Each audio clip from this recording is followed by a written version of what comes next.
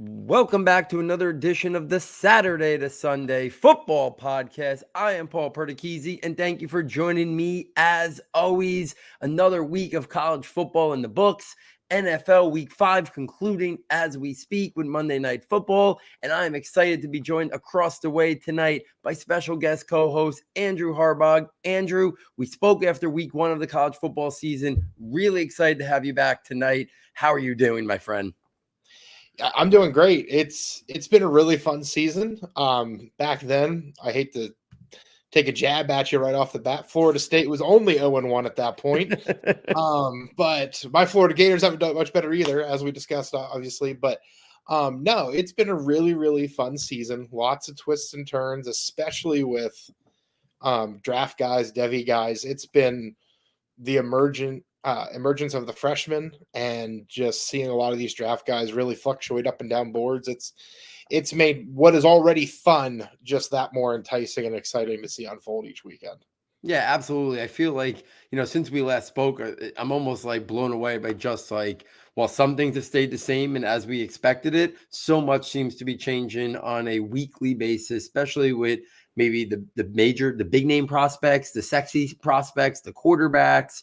I feel like there's been a lot of discussion about the quarterback. So, now 6 weeks into the season, I'm excited to have you back here to not only talk about what just happened in week 6, because I do feel like it was a little bit of a quiet week. A lot of big teams were on buys this week, but I still think there's so much to dissect and break down. And, my listeners have been hearing me talk about these guys every week since week 1 through week 5. So now to have you back on the air, kind of pick your brain in terms of what has changed in your perspective with these prospects is I think, a really interesting point and a nice talking point to kind of see what's changed, what stayed status quo, what are we looking for the second half of the season or so, a little bit more than half the season remaining. But I didn't feel like there's a lot to talk about. So let's jump right in and start with the NFL draft report for week 6 of the college football season. So the big storylines that I thought stuck out this week, we'll just go in quarterback. We'll start with quarterbacks first. Drew Allar out of Penn State, 237 yards, 1 rushing touchdown, also 1 throwing touchdown. I think right off the bat, like, we didn't see a lot to dissect, I think, with the top quarterbacks, but I think Allar's kind of been hovering maybe in that second tier of quarterback prospects.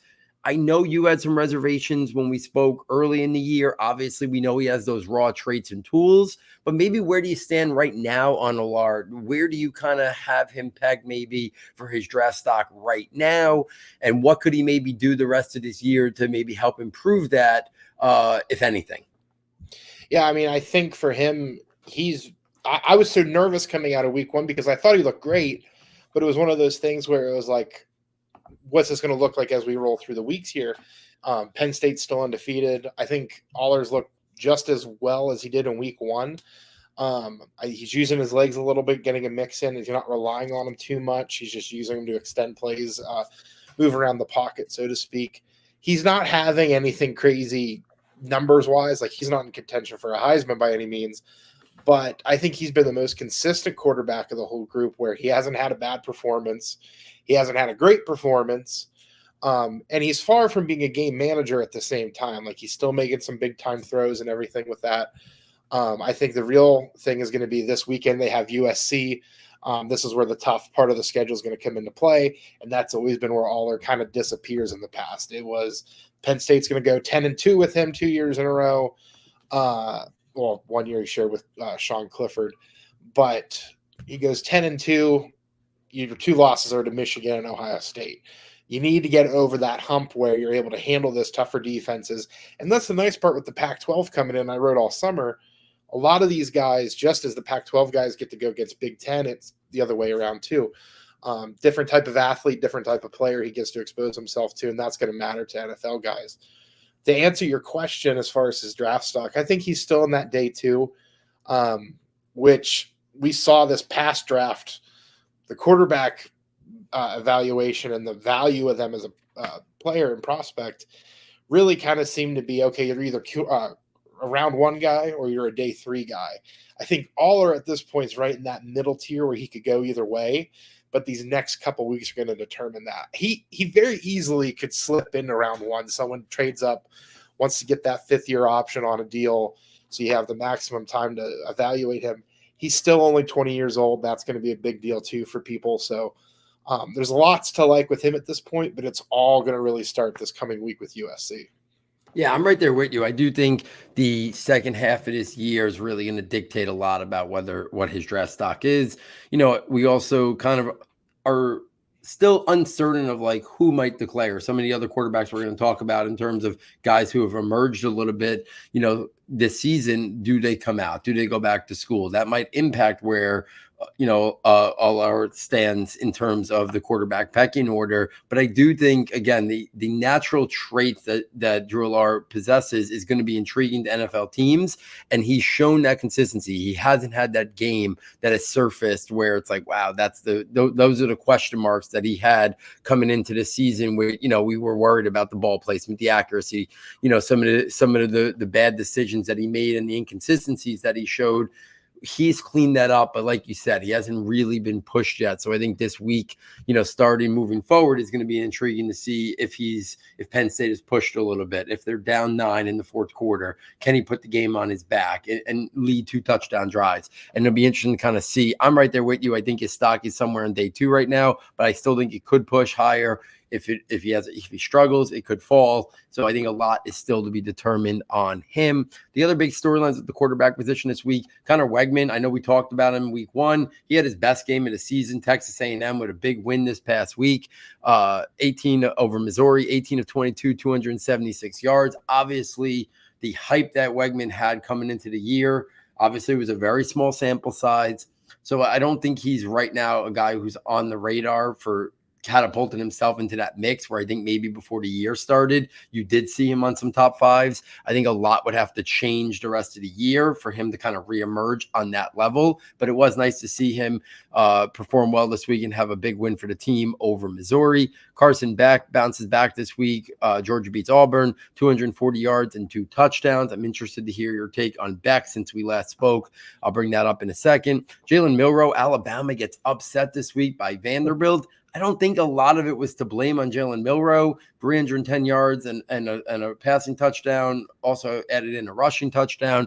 Alabama's defense just couldn't get off the field. Like Milroe tried to get him back in that game, but just Alabama's defense could not put them in a position to get back in the lead in that game and pull off the comeback after they fell down big early. And then Miller Moss, you just talked about USC. I thought this was his worst game of the year. And I thought he was a guy that's trajectory was kind of on the upscale since that first week we talked about. But 200 yards, only a touchdown, 2 interceptions. I thought it was a bad loss for them this week. And Moss was one of those guys, and Gary Nussmeier from LSU, who kind of have emerged this year since their week 1 duel as guys that will they declare? How does it shake up the top of the NFL draft? Are they round 1 guys? So this was a week that he had some difficulties and struggle. Obviously USC struggled there for also. So it'd be interesting to kind of see how he bounces back. So I think the big picture I kind of want to pose to you, because a couple of these guys are in the mix, is 6 weeks into the year now. I feel like the Carson Beck has been an up and down roller coaster. I feel like Jalen Milroe, and Cam Ward have been slightly elevating from the entire year, and they're crescendoing upwards. Shadu Sanders, I feel like it's been volleying back and forth. Quinn Ewers, we haven't seen in a while, and Arch has been doing this thing there for Texas. So how do you kind of see the top of the quarterback board right now? I had my whole episode last week kind of talking about how many guys I thought were in the mix to be QB1. So maybe just kind of share your thoughts on what the top of your quarterback board looks like right now, and maybe how many guys could be in the mix, in your opinion, for QB1 right now still. Yeah, I mean, I did a quick, it's funny how depending on the day and the weather and the temperature outside, it could really just be one of 5 answers, really, I think. And that answers your question. I have 5 names, I think, that really could go either way. It's so funny how the college football playoff expanding, a lot of people are really excited about it. And I'm slowly trying to get to the person where I'm not sure, because I don't know what the big games are. And it's hard to gauge right now what games are going to matter most for these guys going forward. Obviously, every game they want to win. But if I were to give you just a quick run through of my top 5, starting at 5, I've got Beck there at that point. He's really, and I want to point out, there's not a giant difference here at this point. Like Beck could easily get back to 1. He could fall at 3. He could fall 4-2, wherever he lands in the middle of it. I've got Beck 5, Quinn Ewers at 4. I think the way he's shown up in big games throughout his entire career, nobody talks about it enough. His 2 best games coming into last season, or through most of last season, were the playoff game against Washington and the 2 Alabama games. And obviously the Red River rivalry he's always showed up with. Showing up in those big games, I think, is really going to matter. And again, live arm, a lot of power behind his throws. You can do that through any weather, so any team can handle him. I think that's going to matter a lot with people, and they're going to look at it. 3, Cam Ward. He's been – a lot of people have him in the Heisman conversation. He shouldn't be. It should be going to another play at another position, which I'm sure we'll talk about later. But that Florida game was not a fluke. Like, he showed – he has a live arm still, just like we thought when he went to Washington State and he showed out there. Now he's doing it at Miami with a much talented squad. I really like the tools he has, and being an older quarterback isn't the worst thing in the world either. Some people in the old Bill Parcells way of thinking in the NFL are going to value the amount of time he's been around the starts, different situations he's been exposed to. And then 2, I've got Shador. I have him too, and I would like to give a big caveat in saying, I don't even know, and this, anybody listening may think I'm insane. I don't even know if I would draft him. And that's just because the inconsistencies have never been on the field with him. One week we have him calling out his offensive line. The next week they're all there at his press conference and he's showing them. I mentioned it last time. I'm a big wrestling fan. This is like where you got a promoter who doesn't know what he wants his top guy to be. Either going to be a heel or you're going to be a face. And I don't know what Shador Sanders is, and I don't think Dion knows what he wants his kid to be at this point either. That being said, on the field, I think he's got the best arm in the entire class as far as being able to do the layered throws, throw to every level of the field. Decision-making is pretty sound this year. He's getting the ball out a lot quicker. That was a big issue last year. And he's getting a little bit extra time, not a great amount of time. That offensive line is still horrendous. But he's doing enough now to where he's at QB2. And number 1 for me, I've been kind of on this since the beginning of the season once it got going.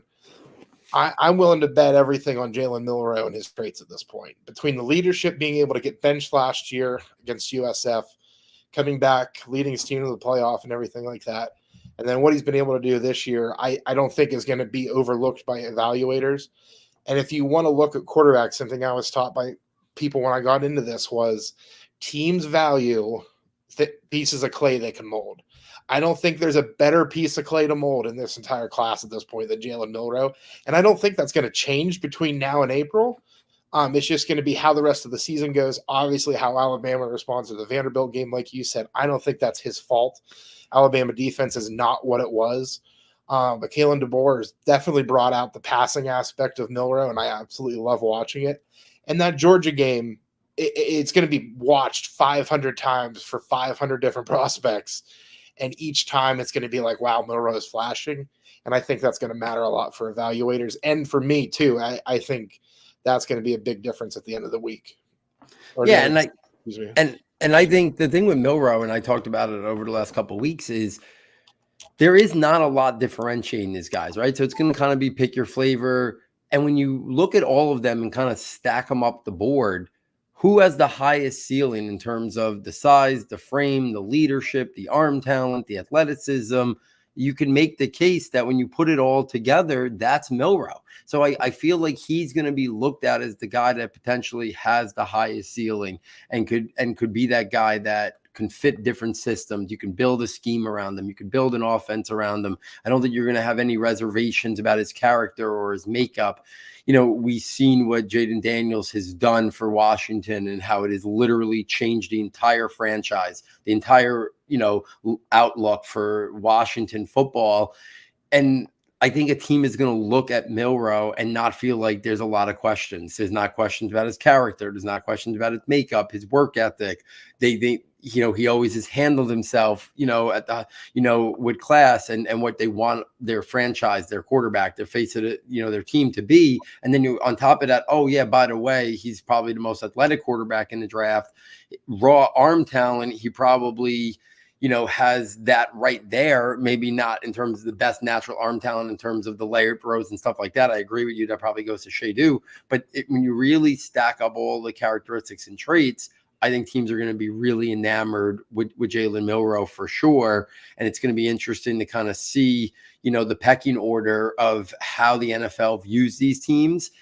Or these prospects, and certain teams might be looking for a certain trait, and a certain offensive coordinator or a scheme fit might be looking for that as well. So it's going to be a really interesting dynamic when we talk about, the aspects of these quarterbacks and what's going to be moving forward. And, like you talked about, the benching, the criticism that he had and overcoming it, I think speaks volumes about him, in terms of his makeup and his mental makeup and his fortitude. And we know the NFL is going to be a challenge, and you're not going to be put into pristine situations right out of the gate.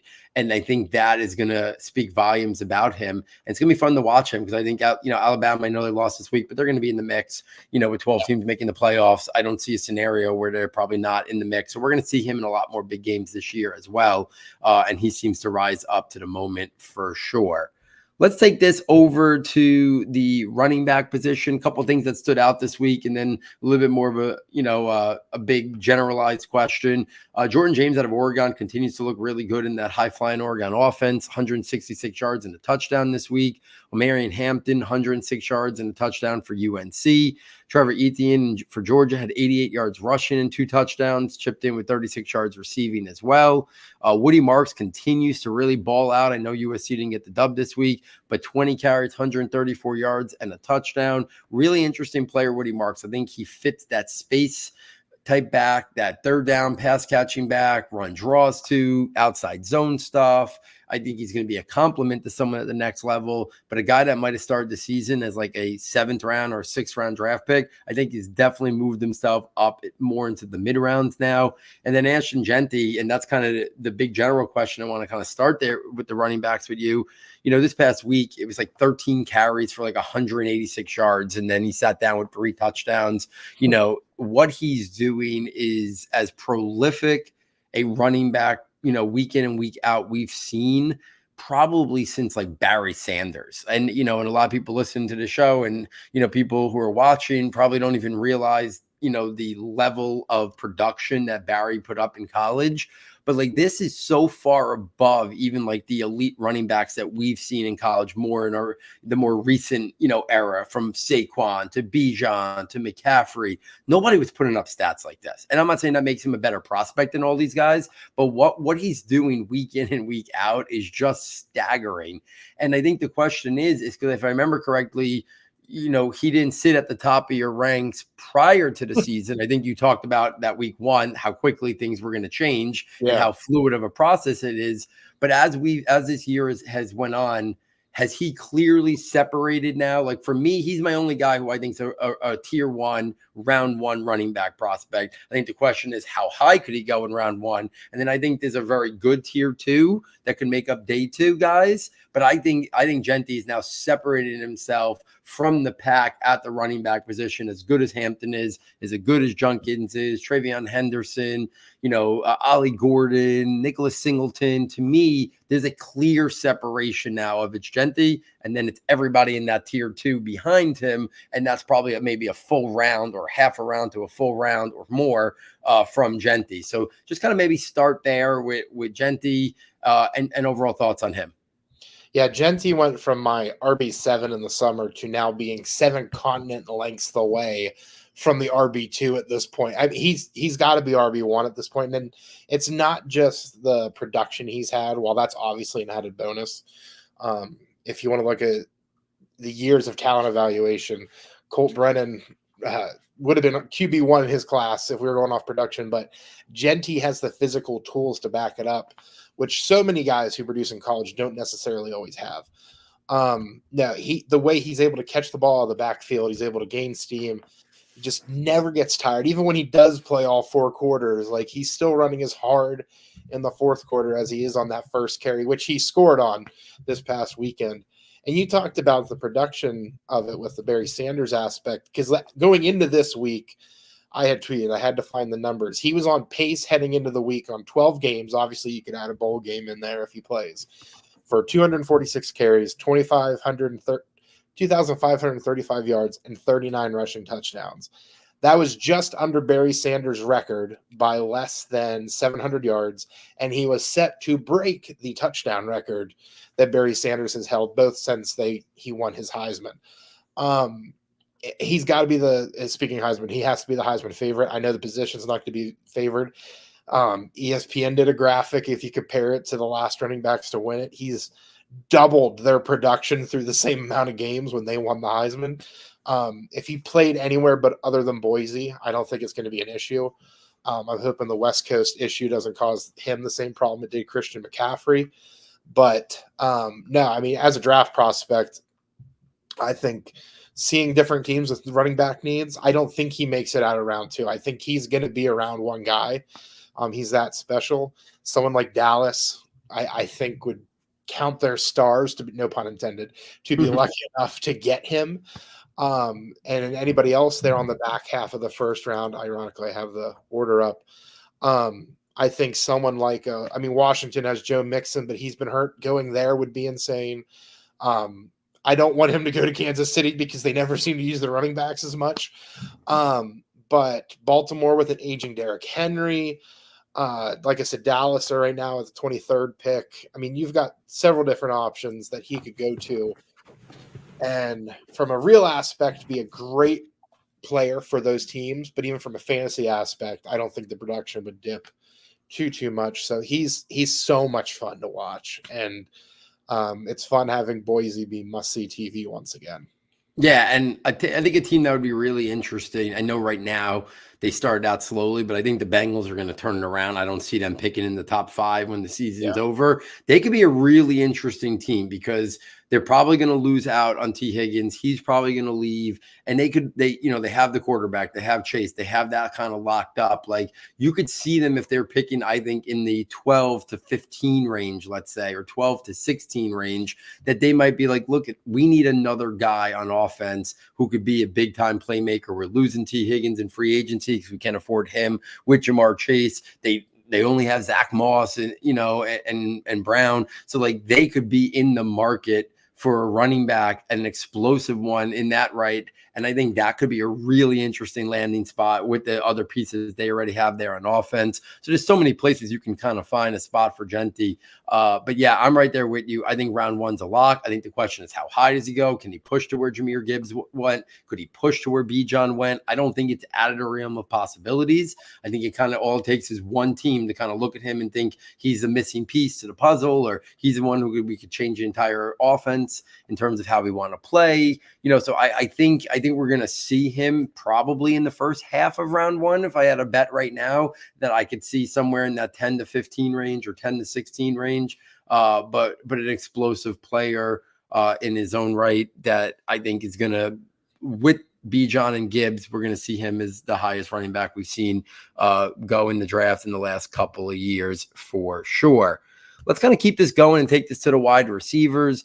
Things that stood out this week: Ja'Cory Brooks, Louisville, continues to make plays. The former big-time Alabama recruit, 3 catches, 121 yards, and 2 touchdowns. He's a guy who's going to kind of fly under the radar. You're not going to see him in any top 10s or top 15s, but then it's going to come like he's going to blow up the combine. He's going to have a good pre-draft process, and he's going to be a guy that you're kind of seeing as a guy who people are saying he's just on the outskirts of like the top 100 or top 150s when Daniel Jeremiah and other people put out their big board, but he has that explosiveness. We know teams are always looking for speed. So I think he's a guy that is not getting talked about a lot, but could end up being that 4th or 5th round prospect and add an explosive element to a pass offense. So I think he is showing signs of why he was such a big time recruit, really, having a strong year there for Louisville. Jaden Higgins, who omission by me over the last couple of weeks here. All he's done is catch a touchdown in every single game this year. I talked about him before the season started, but he has 33 catches, 403 yards, and 5 touchdowns. This past week, 116 yards and a touchdown. Big-bodied, physical, tough receiver, can win on the outside, create that late separation. A lot to like about Jane Higgins' game. Tej Johnson continues to separate himself from Evan Stewart as the best wide receiver production-wise for Oregon, 10 catches, 84 yards, and a touchdown. And I feel like because Jeremiah Smith has been so outrageously good for Ohio State, no one's talking about Emeka Egbuka, who this past week, 71 yards, 3 more touchdowns. A guy who, was highly regarded last year. People thought he was going to come out. Then the injuries kind of sapped him of that year. And then he's not being talked about with the top 3 receivers, but in his own right, I think he's a very high-level prospect as well. So, Andrew, any thoughts on any of those guys before we kind of talk about the big 3 to kind of pick your brain on how you rank those at the top? But any thoughts on Egbuka, Higgins, Brooks, or Johnson real quick? Yeah, no, I really have enjoyed Egbuka kind of just doing his thing quietly. I think that's going to be fun to see him kind of go through the draft process. I think that's where he kind of pops back up for people. I agree with you. The Jeremiah Smith aspect of it definitely plays a role. I'm really glad you highlighted Ja'Cory Brooks. I was really excited to see him kind of be in that Louisville offense because we saw that Louisville team in general last year was a lot of fun with Jack Plummer. You were kind of curious to see how their passing attack would go, and the teams remain to be a fun watch with also a lot of prospects on the defensive side of the ball. But Brooks is fun, at least on offense. And Tej Johnson, like he talked about, Evan Stewart's kind of just not fallen to the wayside, but he's just as Egbuka's blended in Ohio State. I think Stewart's doing the same thing. And the way that passing attack is with Dylan Gabriel, who is on pace to be the all-time passing touchdown leader. I don't know if you saw that. That's just, I can't put the words how I feel about that. Not that it's bad, great year in the awards, but man, it just seems odd. But anyway, Tej Johnson's been a lot of fun. I think his size is going to be a problem for people with the evaluation. Obviously, he'll land somewhere. And the running joke is if Tutu Atwell can make it, then anybody with any size at the wide receiver position can make it in the right system. So as long as those examples exist, he has a shot too. But yeah, no, Egbuka, I mean, he's stayed the part. He's healthy this year. He's everything everyone's always thought he would be. It's just like you said, Jeremiah Smith, and the one hand he needs is to catch the ball every week seems to overshadow it. And I think that's fine in his eyes too. Egbuka's been fine being second, third fiddle in that passing attack for what is going to be 4 years now. And he still remains one of the best prospects on that team. Yeah, I mean, he's just one of those guys that I feel like he's very smooth, very good route runner, has deceptive speed. He's got better speed than I think people realize. I think he'll be a guy who tests out at the combine better than people expect. And I feel like he's just kind of flying under the radar, which kind of leads me to my big general question at the wide receiver position. One, how do you kind of stack the top of the board? Because I do feel like a strong case can be made for Ted McMillan, Luther Burden, Travis Hunter. And I don't really think that anybody can't make a strong argument for who's number 1, who's number 2, who's number 3 in that. And I think if you polled 100 people, I think it would be pretty split in terms of who might be regarded as the best wide receiver prospect. How do you kind of stack them up right now? And is there another 2 names that would clearly make up your top 5? Maybe they're not at the level of those top 3 guys, but you think they're round 1 caliber guys. Is there 2 other guys that kind of stand out at the wide receiver position, for the first 6 weeks? Yeah, I think one, just like you talked about with quarterback, it's going to be kind of like what's your flavor at the position and what you look at in the prospect. That's going to be the same case with Luther Burden and Ted McMillan. For me, the McMillan, his size being a big X factor, gets the nod for me for him to be the one guy.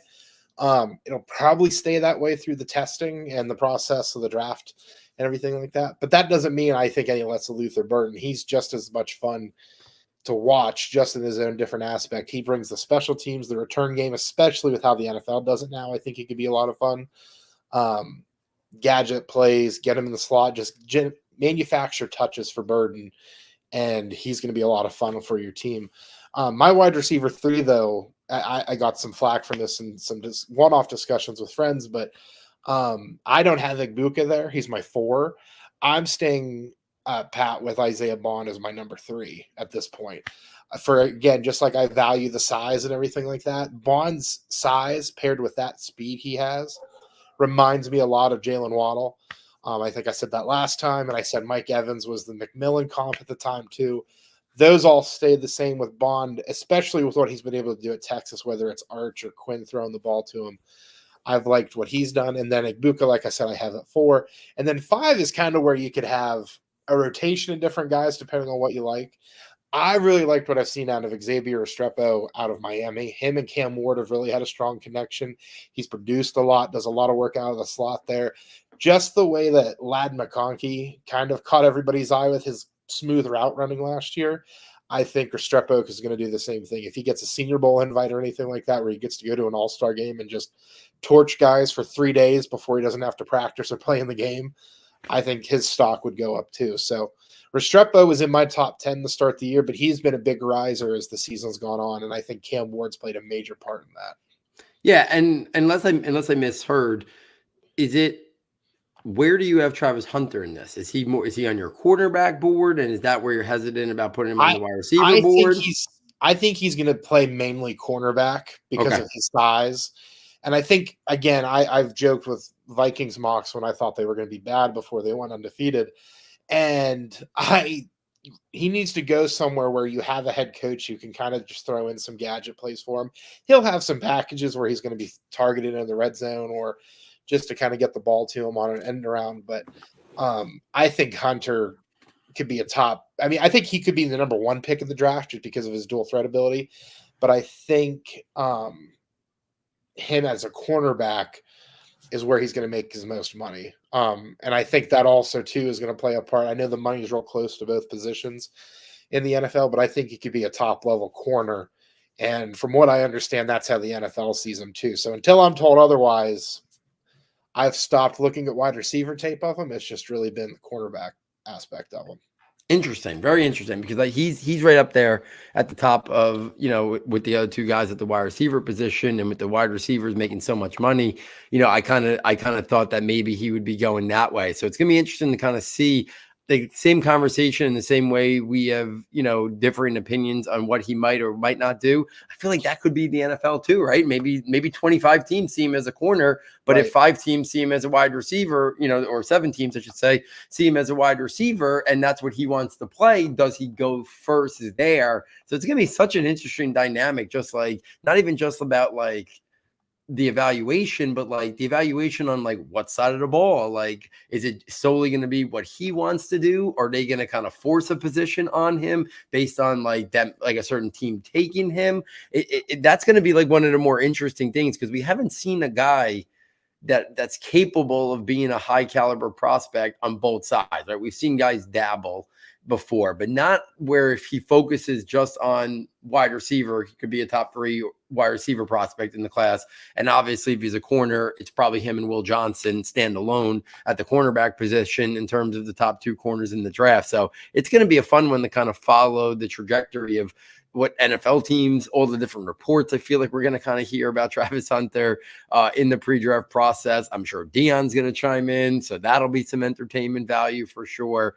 It's going to be a fun couple of months after the season with all that surrounds Travis Hunter for sure. Let's actually spin this to the Devy Slant, because it kind of ties in with the wide receivers and the conversation we were just having. Not a lot of things stood out in terms of non-draft eligible underclassmen guys, except the norm this year, which is Ryan Williams of Alabama and Jeremiah Smith over Ohio State. They do something remarkable every week, whether it's their collection of stats, whether it's an individual play. Both of those guys had ridiculous catches. Their stat lines were actually ho-hum for them. 3 catches, 82 yards, and a touchdown for Williams, 4 for 89, and 1 for Jeremiah Smith. But we've seen what they've done. If they were eligible this year, they'd probably be above Ted McMillan, Luther Burden, Travis Hunter, and those guys. But I think the interesting conversation, I've seen it talked about a little bit on, Twitter, is where do you put those guys when you're talking about like their overall Devy wide receiver ranks? Because I've always been a guy who's kind of skewed more towards closer to the NFL. I value guys closer to the NFL if the talent is somewhat similar, because you just get more time, more things could happen to the guys in college, their evaluation can change, et cetera, et cetera. But these guys are so unique that I'm finding it harder and harder every week when I look at my Devy rankings not to put them over the top wide receivers in the 25 class. How would you personally value them right now compared to the top of the wide receivers who we know are going to be in the 2025 NFL draft when we know we got to wait all the way to the 27 draft for Ryan Williams and Jeremiah Smith? Yeah, I think we both agreed last time how I kind of I saw Devy the same way, where apart from leagues folding at the blink of an eye, you also, like you said, you get the return on investment a little bit quicker. Yeah, I mean, what they've done, and the joke is so old, how he's 17 years old and everything like that. Like when they were playing against Georgia, I told my buddies who hadn't seen Alabama yet, I said, you're going to hear that this guy's 17 years old at least 800 times tonight. and it was said 801 times. So, and they also said he can't vote in this election. He can't buy cigarettes or a celebratory cigar and all this other like fun little anecdotes. But no, it is tough. But at the same time, like they've shown to be the part. And we talked about, just as we said with Milroe, where you want the pieces of clay and you want the guys who are on the uptick and not plateauing or anything like that. They're showing this much talent right away. I mean, the same way Zachariah Branch did for USC last year. And then this year, he's kind of just folded into the mix a little bit. Not saying he's any less of a prospect or a talent either, but I still hesitate just because I need to see that second year. Like I said, the Zachariah Branch thing kind of scared me a little bit because it was the same way. Everyone was freaking out last year with the return touchdowns and the speed. And oh my gosh, he's going to test out of his mind and yada, yada, yada. And he still could do all those things, but it's definitely a lot cooler now. Obviously, being at Ohio State and Alabama definitely boosts your stock a little bit, especially with Jeremiah Smith.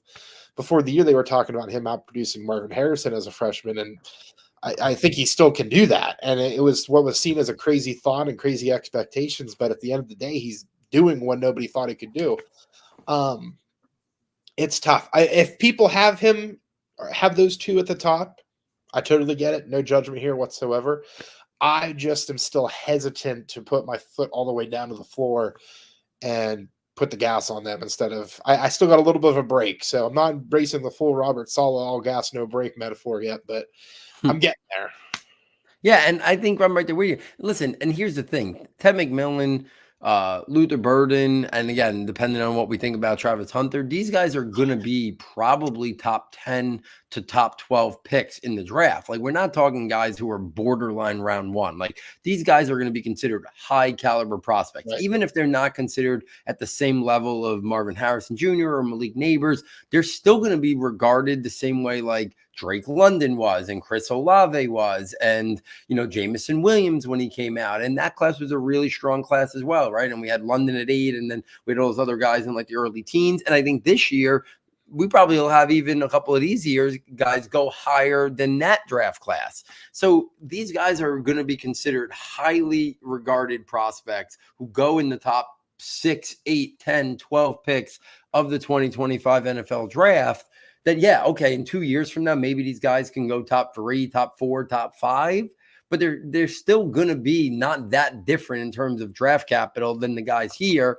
And we got 2 years more out of them, right, in terms of return on investment. And, we already know that they're coming out of college highly regarded. We assume those two are going to be highly regarded, but it could be an injury that derails something, hopefully not. It could be anything, right, that could kind of change the narrative a little bit on these players. That I'm right there with you. I wrestle with it every week, and I continue to have them below the top guys for 25. They make it hard every week when I have to make that decision, and I update my ranks. But I still see it the same way as you. But again, I wouldn't really be surprised if people had it flipped.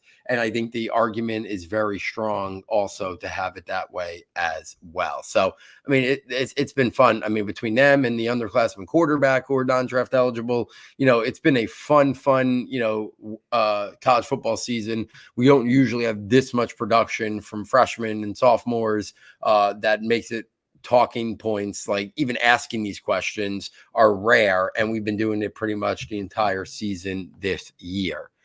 Let's spin this over to the Sunday aspect of our show, which is the NFL Rookie Report and the Fantasy Dynasty Report. Let me run through a couple things that stood out from the rookies this week, and then I'll pick your brain on a couple. The quarterback position, we saw Caleb Williams play his best game by far of his NFL career, 304 yards, 2 touchdowns, looked more in command than we've seen him throughout this year. Bo Nix had his best game of the season, 19 of 27, 206 yards and 2 touchdowns. Nice bounce back after that putrid game against the Jets last week. Jaden Daniels, 238 yards and a touchdown, 82 yards rushing. Easy, convincing win for Washington over Cleveland, who's just, falling apart at the seams, mostly due to Deshaun Watson, but some other factors as well. Move on. So why don't we just stop at the quarterbacks for 1 second right there? I have a little note here to ask you because I talked about it last week and I need to hear another perspective. We were just talking about ranking Devy underclassmen to guys who are about to come out. What we've seen from Jaden Daniels so far in his NFL career, what we know about the mobile, athletic, running quarterbacks who can also pass and how viable and valuable they are in fantasy. How close to number 1 would you have Jaden Daniels right now if you were doing a startup dynasty draft tomorrow, regardless if it's one quarterback or super flex or whatever? How high would you have Jaden Daniels with the other quarterbacks? Would it be 1? Would he be after Josh Allen? I had this conversation last week and you start running through the names. I don't know how many names before you say Jaden Daniels now, if you're talking about a dynasty league starting up right now from scratch, that you would want to have based on what we've seen already, his ceiling, his upside. Where do you kind of stand on that with Jaden Daniels? Is it too hyperbole to say he should be right near the top 1, 2, 3, or do you see it the same way? The dogs are chiming in with their answer, and I think they're trying to say it's Jaden Daniels, but just like Ryan Williams, Jeremiah Smith, it's what I want to have him there because you want to live in the moment. You want to go with the excitement and ride the lightning, so to speak. And man, they're really excited about Jaden Daniels. And but I still trust Old Faithful in Lamar Jackson and Josh Allen at this point. Lamar showed it this past weekend that he's still capable of magic at any moment. And that being said, Jaden Daniels, I watched him week 1 against Tampa Bay when I was covering the Bucs. I thought then he looked good for a rookie quarterback. I think if the Jaden Daniels that's playing now played the way Tampa is playing now, like we just saw Kirk Cousins drop 500 yards on him, I think it would be a disaster. And I think he would be probably cementing that QB1 for Dynasty. But I don't fault anyone. Just, again, such a cop-out answer. And in a season where we've got so many cop-out answers in the world across different aspects, I don't blame anyone if they have him there. I think my biggest issue is, and it's the same thing in Arizona when you saw what Cliff Kingsbury was able to do with Kyler Murray, and the same question was being asked, like, oh my gosh, he's running so much, he's the future, this and that. And the wheels fell off very quickly in Arizona. Washington, and I can't believe Commanders fans are probably thinking I'm saying this, it's a much different situation where everything seems to be a lot more on stable ground in the post-Dan Snyder era. Dan Quinn has definitely brought professionalism to that building. Cliff Kingsbury's probably in a little bit more of a controlled setting, not having to juggle so many hats. But that being said, Cliff Kingsbury is the biggest thing holding me back at this moment. The talent's there for Jaden. The offensive line's there for the Commanders. The running game looks good with Brian Robinson. You've got Scary Terry on the outside and everything like that. I want to maybe get one more weapon in there to kind of just reassure things, get the really good consistent running game. And I want to see Kingsbury be able to put it together for a second season. And if I'm able to do that, then I think, yeah, no problem. Next year, he definitely jumps the gun. He's in that top tier with everybody else. At this point, he's a very high upside tier 2 quarterback for me in Dynasty, if you want to look at it that way. Yeah, listen, I still, in my ranks, have Josh Allen, Lamar Jackson ahead of him. But the fact that we're like already, a name that you didn't mention right there and is stunning is Patrick Mahomes, who just hasn't been an elite fantasy quarterback. We know he's elite. He's maybe going to go down as arguably the best quarterback ever, maybe win more Super Bowls than any quarterback ever. But when it comes to fantasy, we haven't seen him be that elite guy. And maybe the way the quarterback position is played now, it's never going to be a guy who does most of his work throwing. It's going to be one of these dual threat guys, right? You mentioned Allen, you mentioned Lamar. When Jalen Hurts is at his best, he's right in the mix there. I think a lot of people thought maybe Anthony Richardson was going to take that step this year. That hasn't happened just yet. We'll see about that. But Jaden is now catapulting himself, I think. Okay, he's already shown more than Anthony Richardson as a thrower, right? So like right away, he leapfrogs, a guy like Anthony Richardson, who doesn't have a lot of, experience on his resume either. And he's already put himself in that mix. And that, again, I think it's crazy to see this. I had this conversation a couple of weeks ago about like how high should Malik Neighbors be? And it's like we're not used to having these questions about rookies this fast. Like we usually have questions where to slot them in 10, 20, 15, but like you can make the case like, I talked about a couple of weeks ago, like Brock Bowers is probably tight end 1 in Dynasty right now, right? Like Malik Neighbors is probably top 5, top 7. Like Jaden Daniels is in the mix, right? Top 3, top 5, top 6, whatever you want to wherever you kind of feel comfortable with him. Like we don't usually have this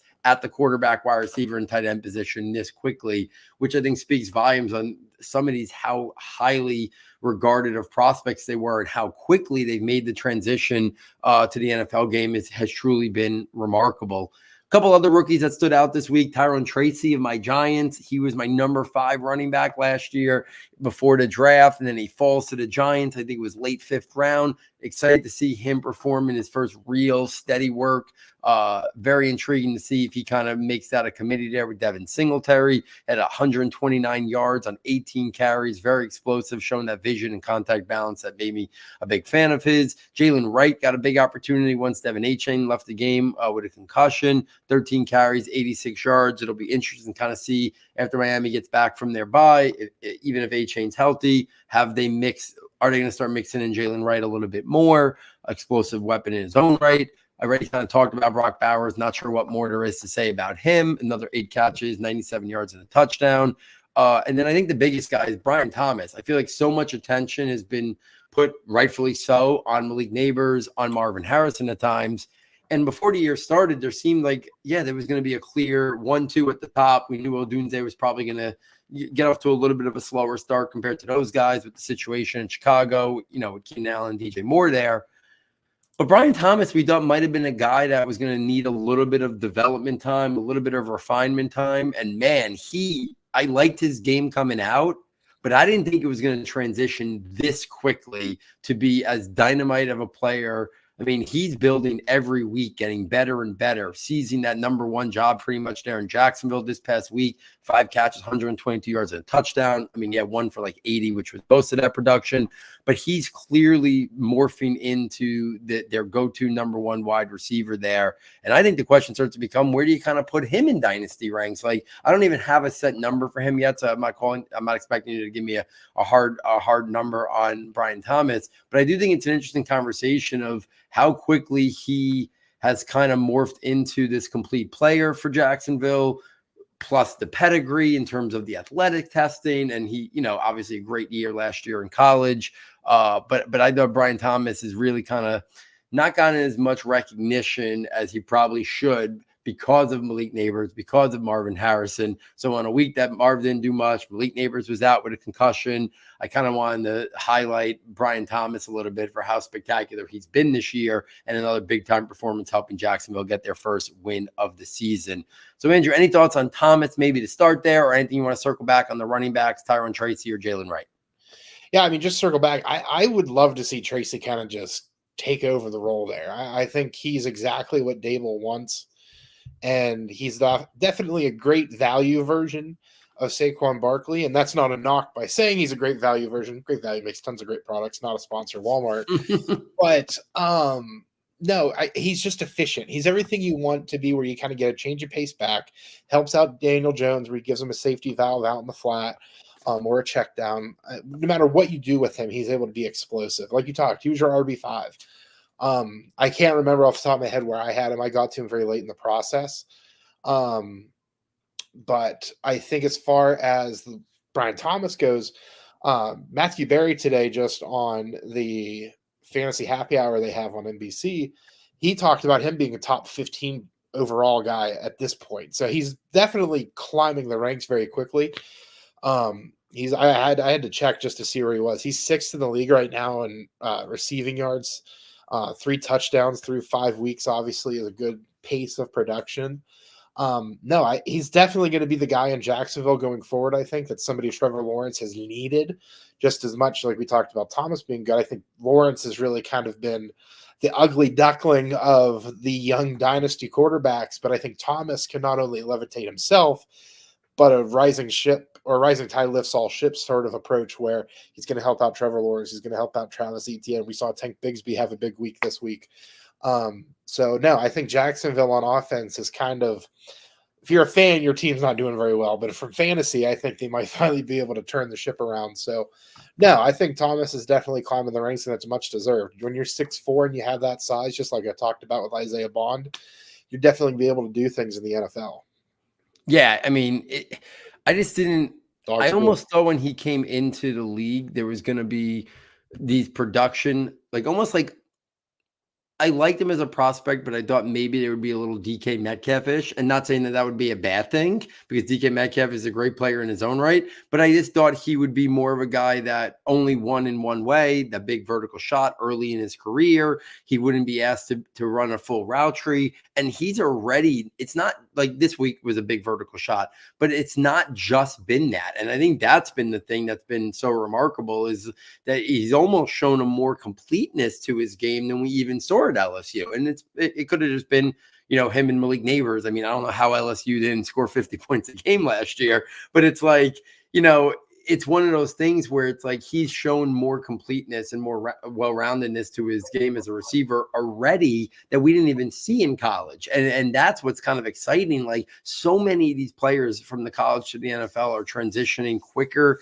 and faster than I ever remember seeing before. And Thomas is off, and he could be a guy that maybe elevates Trevor Lawrence, who I've been very suspect on him. And I feel like Trevor Lawrence has kind of gotten a free pass for most of his NFL career, because everyone looked at that first year with Urban Meyer, which was a complete disaster. But I just feel like he hasn't been criticized nearly as much as we usually see quarterbacks in the top 5, top 10, first overall get criticized for not living up to the hype or the upside. I don't really feel like Trevor Lawrence has done that, but this now could be that guy that maybe starts to move the needle a little bit of just how explosive he is. And he hasn't had a guy like this.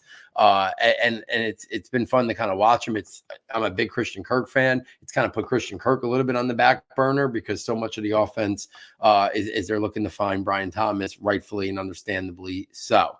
Let's end the show with a quick Fantasy Dynasty report, where we usually talk about some, big ticket things in terms of the world of Fantasy Dynasty. We already hit on a couple things in terms of where some of these rookies like Jane Daniels and Brian Thomas would be. I want to start at the quarterback position, and we'll kind of do these rapid fire. Is how are you looking at the Justin Fields narrative right now? Because we know when he plays, he produces for fantasy. We also know that the NFL continued to not be very high on him, with, Pittsburgh basically getting him for a mediocre late 3rd round pick, because nobody else wanted to make an offer for him because they have questions about him. But then when we see him get a chance here, and my guess is he's going to end up being Pittsburgh's guy the whole year unless things really unravel. How do you kind of value him in Dynasty? Is it value him as a starter moving forward, or very cautious approach? Because if he's not the guy in Pittsburgh, if he doesn't pan out there, if they don't re-sign him, is it uncertainty again about whether or not he's looked at as a starting quarterback? Some quick thoughts, maybe rapid fire on Fields first. Yeah, I think Fields definitely can turn into something. I agree with you. I do think he's going to maintain that job starting out the way they started, obviously losing late last night in more ways than one, both in the physical sense and the literal sense. But I think he has a chance to stick with the job. And I mean this not as a slight to Fields that he qualifies as this, but Mike Tomlin has shown that as long as you're a leader in the locker room, he's willing to stick with you if you're even just halfway mediocre. You saw what they were able to do with, oh my gosh, Josh Pickett, and obviously sticking with Mason Rudolph and stuff like that. But going from there, I think Fields is definitely an upgrade on that aspect. Live arm, he's extending plays with his legs. He's able to get the fantasy points for you in that aspect. I just, again, like we talked about, Daniels getting another weapon. I'm not the biggest George Pickens fan. I think he's very inconsistent just in terms of what you get from him week in and week out. So I think if they can get maybe in on that Devontae Adams trade market, I think that's where you see his stock really take a boost at that point. Yeah, and it's gonna be, we don't know, I think we got to value him as a strong quarterback too for this season, maybe even a QB1.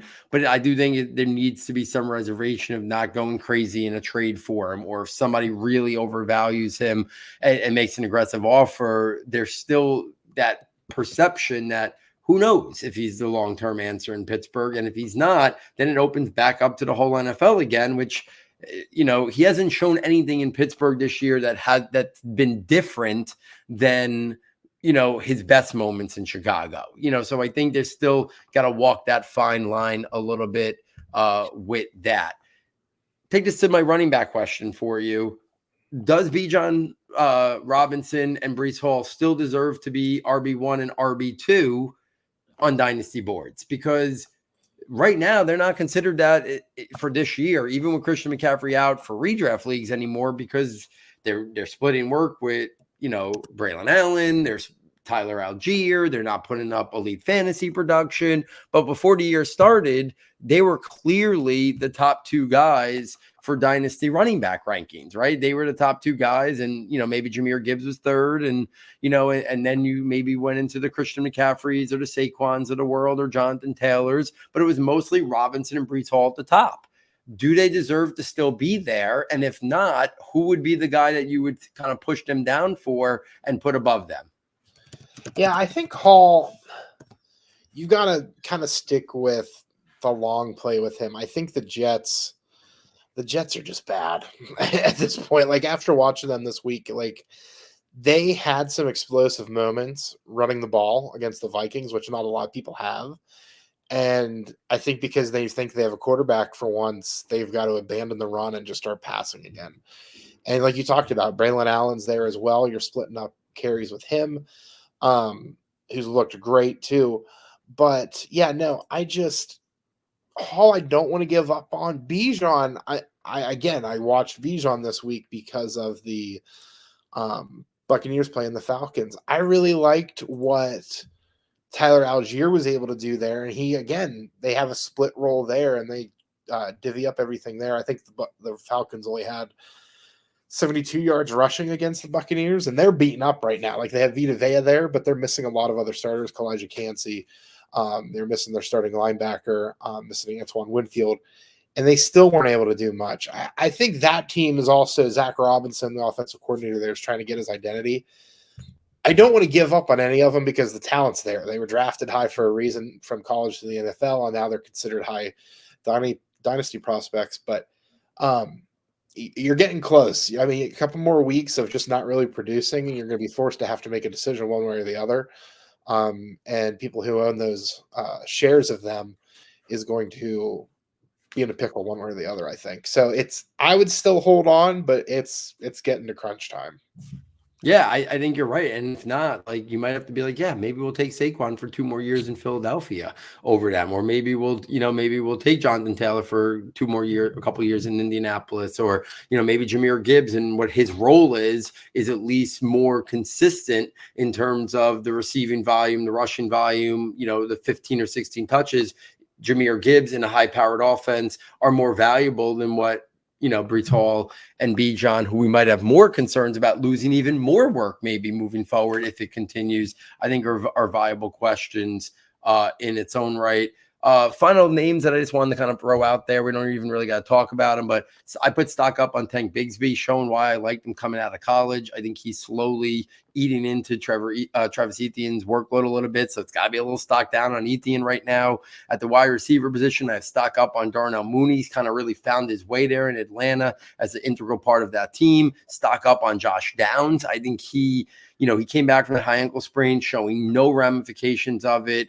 Quickly developing a rapport, just like last year. When Richardson went out, and they went to the backup quarterback. Downs had a rapport with him this year. Now, right off the bat, showing that rapport with Joe Flacco. I think stock up on Josh Downs. I think there's some concerns about Tank Dell in terms of, how he's fitting in there with Nico Collins becoming the alpha, Stephon Diggs there this year. So slight stock down on Tank Dell. And then Tucker Kraft, where we've seen the tight end position kind of really be atrocious this year. Tucker Kraft has basically iced out Luke Musgrave and has catapulted himself. I think he's now in the top 8, top 10 mix in terms of dynasty value at the tight end position, based on plays in a great offense, seems to have a great rapport with Jordan Love, and really producing. So I think stock up on Tucker Kraft. So there it is, guys, the Fantasy Dynasty Report for Week 5 of the NFL season. If you're enjoying this content, please get over to the website, ssfootball.com. Fastest and easiest way. Click on the premium content tab and check out all of our premium notebooks. You get them all for $9.99. Draft projections notebook comes out next April, but you get immediately the rankings notebook, all our different rankings, and the 2025 NFL draft scouting notebook, all our detailed player profiles. Almost 100 prospects in there already. Andrew, thank you once again for hopping on. I look forward to doing this the beginning of next month with you as well, to kind of see how much has changed in the landscape of college football again. Please let the audience know where to follow you. If there's anything you're specifically working on that you want to give a little push to, feel free to do so. Yeah, no, my name's at the bottom here. Anyone listening, it's at Andrew Harbaugh, just like Jim and John Harbaugh, _ there at the end. No, I mean, if you want to get some mock drafts in, Vikings Wire and Bucks Wire, I drop mock draft Mondays there every Monday. So Vikings, I had a big player trade in that one. And then the Buccaneers, I had them adding some different depth at position. So easy way to get some mock drafts in is I do 2 every Monday. So I'll plug those for you. Guys, make sure you're checking out all the great work from Andrew. Make sure you're following him on Twitter as well. And, reach out to him any questions about the show here. I'm sure he would love to interact just like me as well. And we look forward next time having him back on the air for sure. So on behalf of Andrew, on behalf of our sound tech engineer, David Nicano, and myself, thank you for joining us. And we look forward next time taking you from Saturday to Sunday.